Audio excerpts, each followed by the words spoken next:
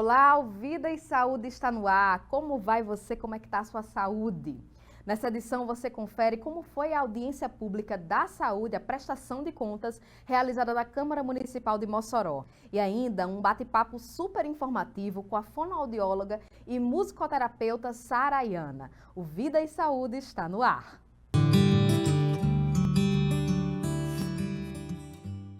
Foi realizada na Câmara Municipal de Mossoró uma prestação de contas da Secretaria de Saúde que trouxe dados aí em uma audiência pública. A nossa equipe conversou com o diretor executivo de Planejamento da Saúde do município para trazer dados aqui para a gente.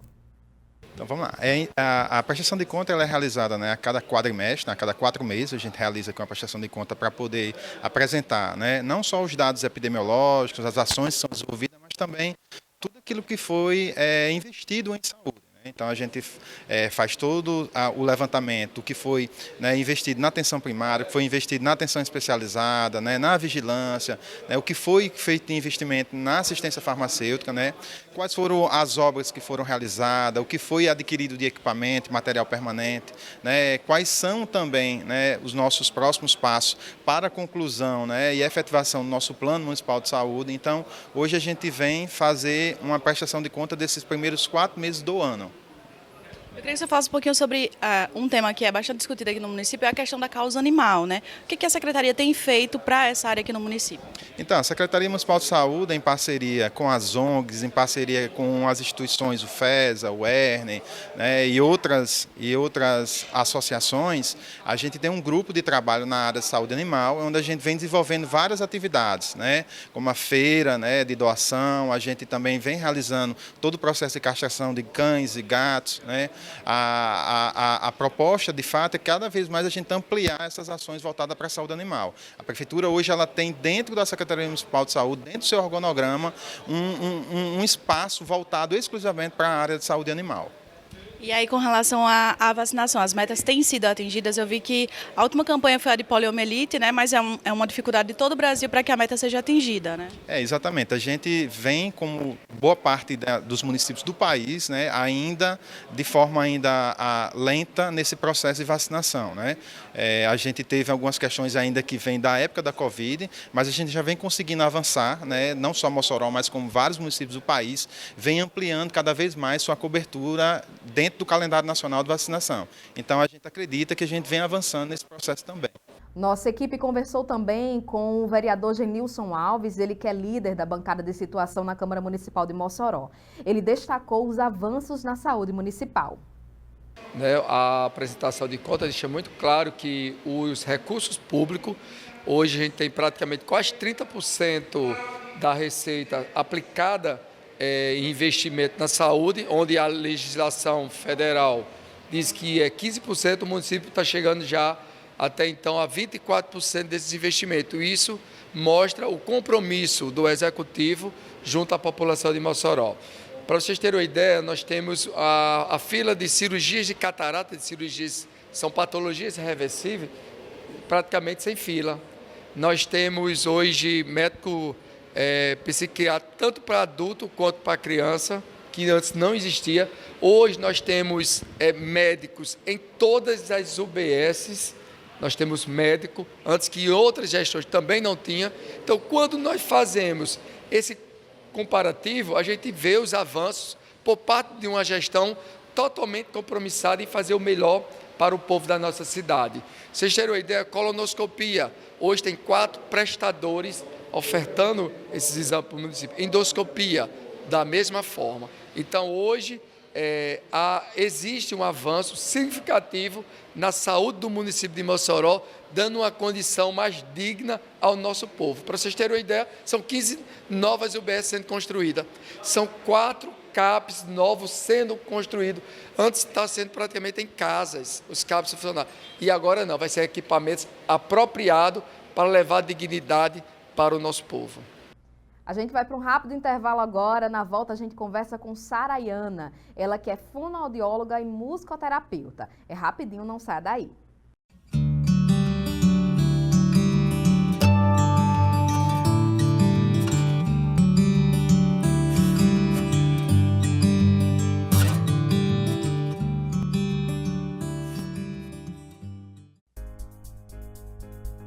A APAE nasceu para promover o respeito à diversidade e defender os direitos de quem é diferente, de quem pensa, age, sente e sonha de um jeito muito especial.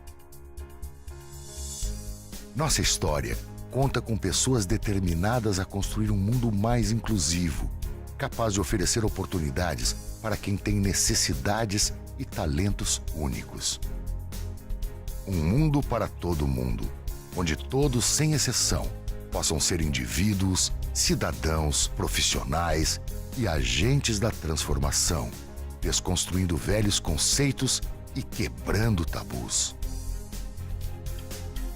Só assim, teremos a chance de viver em uma sociedade mais consciente, mais justa e mais humana. A APAE acredita que esse mundo é possível e esse é o desafio que inspira o nosso movimento.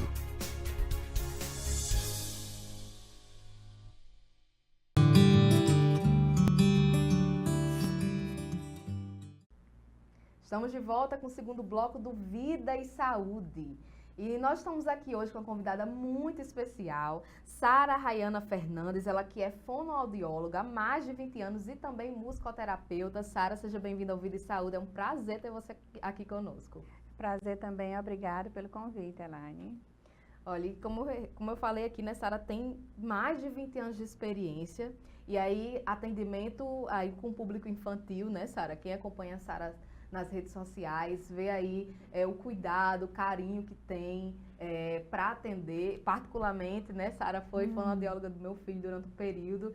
Então, assim, é muito assunto que a gente tem aqui para tratar, muitas dúvidas que as pessoas aí de casa têm, eu tenho certeza que vão ser respondidas aqui. Para começar, Sara, a gente sempre inicia aqui no Vida e Saúde explicando como é que funciona a profissão, né, do fonoaudiólogo. Quais são as principais áreas de atuação? Bom, o fonoaudiólogo ele trabalha basicamente com a parte de comunicação, certo? Tem algumas áreas que saem um pouquinho da comunicação, mas que sempre estão envolvidos com a parte de boca, de ouvido. No caso, existe a fonoaudiologia de estimulação de linguagem, que é com fala, que é mais a minha área de atuação, mas também existe a parte de fonoaudiologia que trabalha com exames de audição, que no caso a audição, lógico que está diretamente ligada com a comunicação. Existe a parte de fonoaudiologia educacional, que trabalha com dificuldades escolares.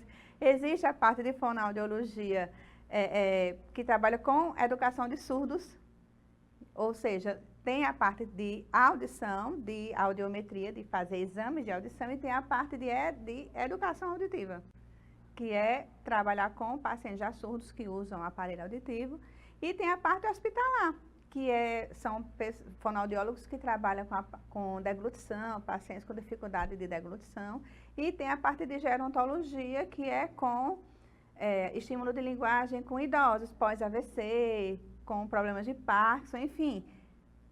No geral, basicamente falando, a fonoaudiologia é responsável por atuar nas áreas da comunicação humana. Perfeito. Sara, entrando na sua área, né, que é na área infantil, eu acho que a maior expectativa dos pais é ali, aquele primeiro momento, né, quando o meu filho vai falar. A expectativa é muito grande de ouvir as primeiras palavras aí. E a gente sabe aqui, já trouxe até em outros programas aqui do Vida e Saúde, a questão do acompanhamento, a importância do acompanhamento daquela cartilha lá de vacinação, né, que tem os marcos de desenvolvimento. E eu queria saber de você, né, como é que a gente pode fazer esse acompanhamento, que sinais a gente deve observar nesses primeiros meses aí de vida da criança?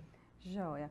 Muita gente pergunta, mas até quando a gente tem que esperar começar a falar as primeiras palavrinhas? De acordo com os marcos de desenvolvimento, a criança começa a balbuciar, fazer alguns sonzinhos, alguns balbucios, em torno de 6, 8 meses.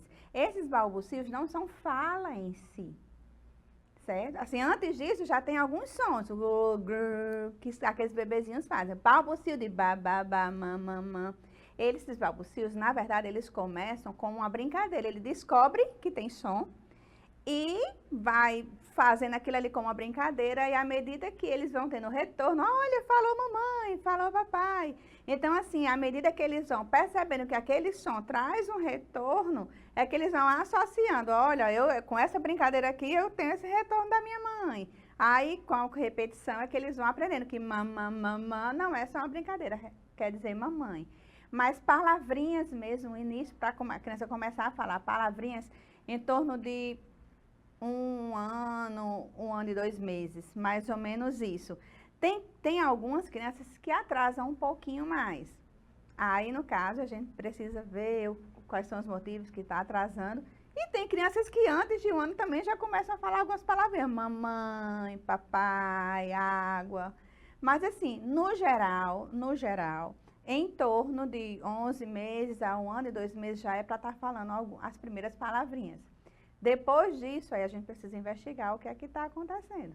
E quais seriam as principais causas hoje de atraso de fala em crianças típicas? Vou pontuar aqui típicos, porque a gente sempre traz aqui a questão do autismo, enfim, TDAH, e aí crianças que têm Down, né, enfim. Crianças típicas, porque não é só autista que não fala, né, que tem atraso de fala, é importante esclarecer isso. Isso, existem muitos casos de atraso de fala em crianças típicas. O que é que pode causar? Muitas vezes a falta de um estímulo adequado. Muitas vezes é aquela criança que aponta, posso até ser muito julgada pelo que eu vou dizer, mas eu vou dizer, existem muitas crianças que são super protegidas. Então, o que é que acontece? A criança aponta, a mãe vai, pega e dá, não dá nem tempo para a criança falar, entendeu? E não é nem por maldade, é porque quer... É difícil. É difícil, não é quer fácil, resolver, não. A gente só quer resolver, exatamente. Então, muitas vezes é a falta de estímulo adequado, muitas vezes é a falta de estar em ambiente com outras crianças, porque uma coisa que eu sempre digo para todos os pais dos meus pacientes e para todo mundo que trabalha comigo, o melhor estímulo para uma criança é outra criança. Então, aquela criança que só convive com adultos tem uma probabilidade grande de não desenvolver, porque o adulto tende a fazer tudo pela criança, o adulto tende a não deixar nem a criança pedir alguma coisa, inclusive água, comida, enfim. A maior causa é essa questão da falta de estímulo, e também existem alguns transtornos que não necessariamente o autismo ou o síndrome de Down, que é o TDL, que é o transtorno do desenvolvimento de linguagem, onde acontece só um atraso nesse desenvolvimento. A criança não tem problema nenhum, ela entende, ela interage, só que o desenvolvimento da fala em si pode acontecer de vir atrasado.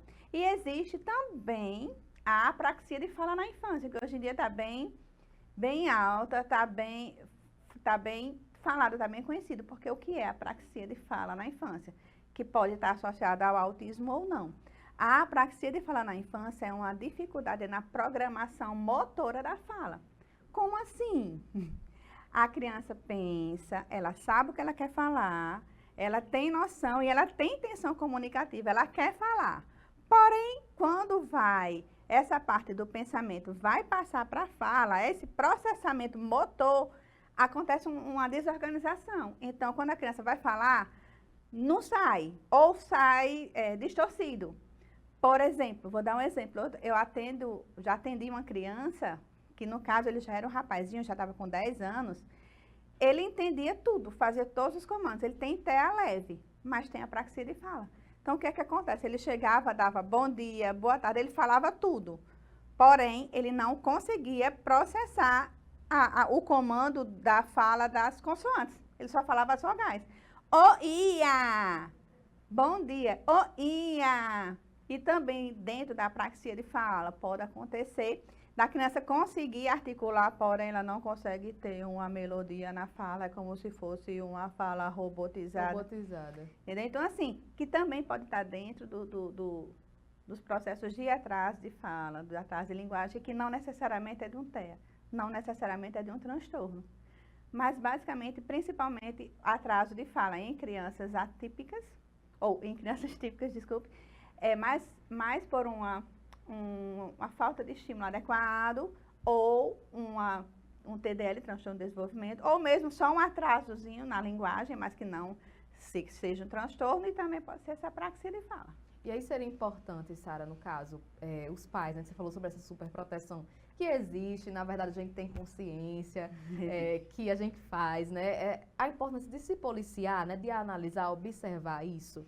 Isso é muito importante. Eu sempre falo, independente de ser paciente ou não, independente de ter transtorno ou não. Toda criança, seja atípica, ela precisa ser estimulada pelos pais. E eu falo muito, não é o tempo, não é você passar o dia inteiro estimulando, mas um tempinho de qualidade com o seu filho é muito importante, até porque a aceitação do estímulo da criança, vinda dos pais, vinda dos avós, eu considero mais importante do que um estímulo que venha de um terapeuta, por exemplo. Até porque a criança está todos os dias em casa, né? Então, assim, é muito importante esse estímulo em casa, ter esse contato com a escola, falando em crianças típicas, né? Com a escola, que muitas vezes tem muitos pais que se policiam, não querem colocar a criança tão cedo na escola. Eu acho isso muito importante, essa questão da escola. Pelo que eu falei anteriormente, o melhor estímulo para uma criança é outra criança. Então, a criança que só convive com adultos, que não tem aquela interação, aquela brincadeira, porque a criança aprende brincando, né? Nem todo adulto, muitos até têm tempo, mas não sabem brincar com a criança, né? Não tem aquele jeito, tem até tempo, mas não tem aquele jeito de brincar. E é só questão de ir muito de acordo com a criança. Mas aí a gente vai vendo, mais na frente a gente fala um pouquinho sobre isso. Perfeito. A gente vai ter que ir para um rápido intervalo agora, conversa muito rica que a gente está tendo aqui. Daqui a pouquinho o Vida e Saúde volta, trazendo aí mais informações sobre o universo da fonoaudiologia, dicas importantes para você e para sua criança. Aí já a gente volta.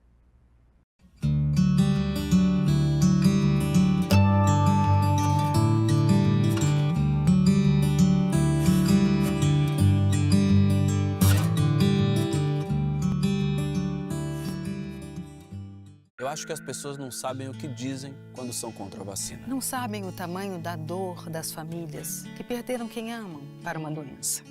Não sabem o tamanho da dor dos pais aflitos. Seus filhos hospitalizados. Será que é preciso assistir à volta dessa e outras doenças para acreditarem na vacina?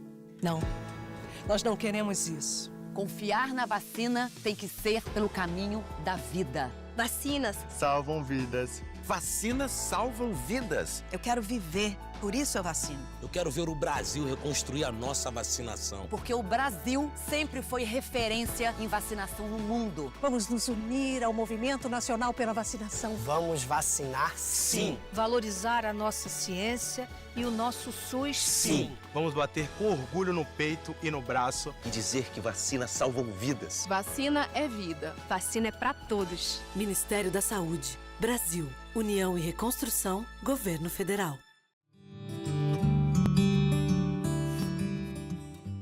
Estamos de volta com o terceiro bloco do Vida e Saúde. A nossa convidada de hoje é Sara Rayana, ela que é fonoaudióloga, musicoterapeuta também, está trazendo aqui informações muito importantes para a gente sobre a fonoaudiologia, sobre fala, sobre o desenvolvimento da linguagem.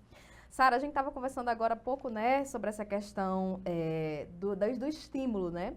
E aí agora eu queria que a gente, nesse bloco, a gente focasse mais na sua área, né? Sara, ela é fonoaudióloga e trata muito das crianças, né? O que acompanha particularmente o seu trabalho. Vejo muito Sara sempre usando a música ali, né?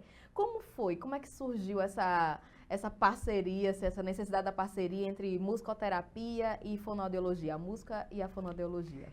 Sim. Eu sempre fui muito musical. Eu também teve uma época que eu trabalhava com cantores. Eu sempre gostei de cantar no chuveiro, tá? Não sou cantora profissional, não.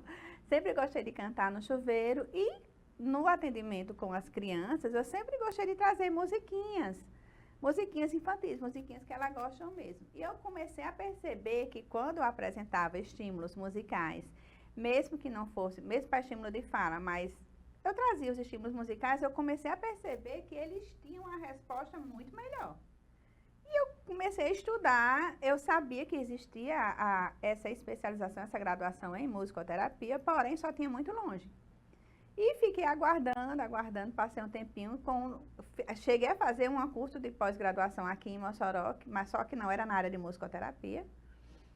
E foi quando surgiu a turma em Fortaleza, que era mais perto, de musicoterapia. Aí eu fui estudar o que era musicoterapia, né? Porque muita gente confunde, isso é importante, Elaine. Muita gente acha que musicoterapia é ensinar a cantar, ensinar a tocar, e não é. Completamente diferente. Não é. Existem músicos que trabalham com musicoterapia e é maravilhoso. E o ensino de música é maravilhoso e é complementar o trabalho da musicoterapia. Mas é diferente. Qual é a diferença? A gente pode até usar as mesmas técnicas, porém o objetivo é diferente. O objetivo do ensino de música é a qualidade musical. É o ensinar a tocar, é no final do ano ter aquelas apresentações, é ver que a criança começou aprendeu a tocar, aprendeu a cantar, enfim.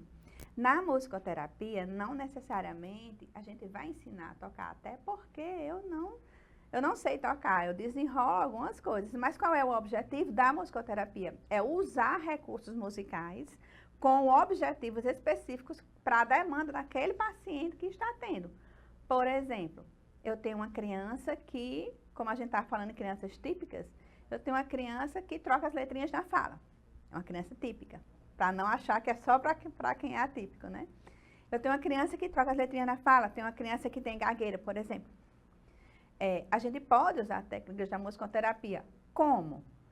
Trabalhando muito exercícios de sopro, com instrumentos de sopro, para ter um controle expiratório, para ter um controle da saída de ar. Tem criança que gagueja com as questões melódicas, com as questões de ritmo, de melodia, de pausas na fala, na música e na fala. Com isso vai melhorando as questões de gagueira, vai melhorando questões de troca de letra na fala.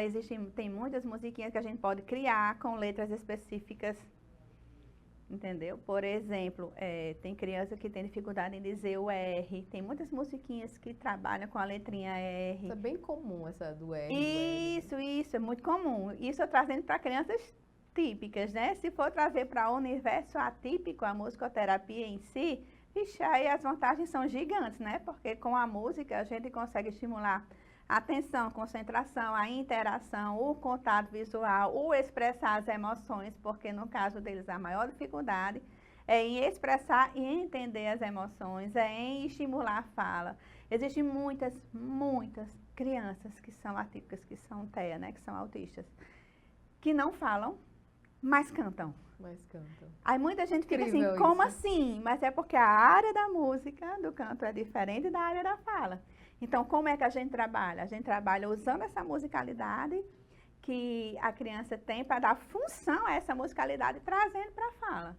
Então, foi por isso que eu fui estudar musicoterapia, porque eu fui vendo como a música é importante. E no curso de musicoterapia, tanto que tem gente que pergunta, mas na musicoterapia vocês estudam instrumentos? Não, a gente não estuda instrumentos na musicoterapia. A gente estuda como os efeitos da música atuam no nosso cérebro. E é impressionante a quantidade de estudos científicos. A minha demanda é com a demanda infantil, mas existem trabalhos de musicoterapia com gestantes, porque o feto, a partir de 5 meses, já escuta, né? Então, existe musicoterapia com gestantes, existe musicoterapia com idosos, e tem muita comprovação científica com Alzheimer. Inclusive com Alzheimer, né? Acho que isso, incrível. Porque a memória musical é a última a ser perdida. Então, existe muito trabalho de musicoterapia com idosos, com Alzheimer, com Parkinson, porque com a história que funciona mais ou menos como a gagueira. A história do ritmo, da melodia, da batida, consegue controlar a questão do Parkinson, dos movimentos involuntários. Então, assim, em pacientes em coma, porque ele está em coma, mas a audição está ali. Então, existe um trabalho de musicoterapeutas em UTIs. E não é comum por aqui, mas fora existe esse trabalho sim. E é um mundo, né? Porque a musicoterapia, como a fonoaudiologia, existe para a gente trabalhar muito também com as emoções, com os sentimentos, com a fala também. Sara, é um assunto que me interessa esse, né? E eu já vi, inclusive, assim, com relação à musicoterapia, né? A gente chama terapia, né? Sim. Crianças que se regulam através da musicoterapia, conseguem ali se regular através desse processo que é utilizado, que você usa, enfim, você vai identificar ali de criança para criança. E eu queria pontuar agora, que você pontuasse agora, essa questão dos tempos de cada criança, que a gente já sabe, isso é uma fala muito comum, né? Ah, cada criança tem seu tempo. Mas até onde esse tempo é permitido, não, está dentro do limite. Em relação à busca de um tratamento, você percebe ali um comportamento atípico, né? Como é que isso pode ser tratado? Quando é que isso é um alerta que os pais devem procurar aí, por exemplo, um fonoaudiólogo, que é a sua área? Pronto, vamos lá. O que a gente deve chamar a atenção, muitas mães, pais, muita gente só se preocupa mais com relação à fala, atraso de fala em si. E eu costumo dizer que se for unicamente só o atraso de fala, é o menos importante. No caso, para diagnóstico de algum transtorno de alguma criança atípica, certo? Então, a gente tem que prestar atenção não só no atraso de fala. Claro que o atraso de fala é o mais visto, é o mais pontuado. É o que as pessoas perguntam. É o que as pessoas perguntam mais. Mas existem alterações comportamentais, alterações sensoriais. É aquela criança que já tem 1 aninho, não consegue imitar, não bate palminha, não manda beijo, não sorri em resposta a... Então, hoje em dia, desde bebê, a gente já consegue ver sinais de atípico, sinais de que aquela criança vai ser atípica. Aquela criança que tem dificuldade no contato visual, aquela criança que tem dificuldade no imitar, que tem dificuldade em se comunicar, em dizer o que quer, em apontar. Existem crianças de 1 aninho e meio, 1 ano e pouco, que nem aponta. Então, assim, o problema não é só o não falar, é ver essas outras questões. Uma criança que é muito importante, está chegando perto dos 2 anos e que hoje em dia tem sido mais comum a procura, perto dos 2 anos. Não fala, mas isso não é o mais importante. Além de não falar, não atende a comandos, não atende ao chamado. O que é atender ao chamado? É ele estar brincando, a gente chamar, ele não olhar, não atender pelo nome quando é chamado. Não atender comandos é quando a gente pede alguma coisa, ele nem... não responde. É a criança que não imita, é a criança que não interage com outras crianças, é aquela criança que não gosta de estar em ambiente, aquela criança que não gosta de barulho, que bota sempre a mãozinha no ouvido, é aquela criança que tem dificuldade em se alimentar, é aquela criança que não consegue entender as emoções, é aquela criança que não consegue, mesmo que não consiga falar, mas não consegue se comunicar de nenhuma forma, então se irrita. Tem aquelas crianças que entram em crise, que começa a gritar, que começa a chorar, que muita gente acha que é malcriação, mas na verdade é uma desregulação emocional. É aquela criança que tem dificuldade em comer algumas coisas, tem algumas crianças que têm muita dificuldade em comer sólidos, fica... tem problema sensorial, fica questão... Exatamente. Então, assim, é um mundo de coisas que a gente tem que observar, e não só o atraso de fala. Então, assim, mas o marco que a gente vê mais é entre 1 ano e meio e 2 anos. É onde a gente tem que chamar mais atenção. Sara, para encerrar, eu queria fazer uma última pergunta, né? A gente sempre aborda aqui, né, os malefícios das telas, as dificuldades, né, os prejuízos que o uso excessivo de tela podem trazer. Mas aí, no caso da fonoaudiologia, eu queria saber de você, como é que a gente pode fazer essas ferramentas se tornarem aliadas? É possível usar a tecnologia, a inteligência artificial para isso? Eu também sou muito, não criticada, mas assim, muita gente que não, quando vê essa frase que eu vou dizer, fica assim, aí depois eu vou explicar e as pessoas entendem. É o seguinte, eu não sou radical, eu acho que nem tanto, nem tão pouco. Eu acho não, com certeza, excesso de telas é prejudicial, mas tem muita coisa boa, sim. Inclusive, eu em consultório consigo utilizar de algumas ferramentas para estimular. Por exemplo, uma coisa que eu uso bastante, principalmente criança que tem dificuldade em concentrar, criança que tem muita dificuldade em focar, que tem muita dificuldade em ter contato visual. Então, eu consigo muito contato visual, eu consigo muita interação usando aqueles filtros de Instagram, de bichinho, por exemplo. Eu estou trabalhando a musiquinha do sapo, por exemplo. Tem uns filtros com o sapinho, então eles começam a prestar atenção, começam a me imitar, começam a tentar cantar. Essa questão da imitação é muito importante. Muito, a criança aprende imitando, né? Até porque, voltando só um pouquinho na questão da fala, a fala é um dos últimos estágios. Para a criança falar, ela tem que passar por algumas coisas. Ela tem que ter o contato visual, tem que imitar, tem que atender a comandos, tem que apontar, tem que pedir para poder chegar na fala. Então, assim, a criança que não imita, que não mantém o contato visual, que não consegue entender nenhum comando, muito pouco provável ela vai conseguir falar.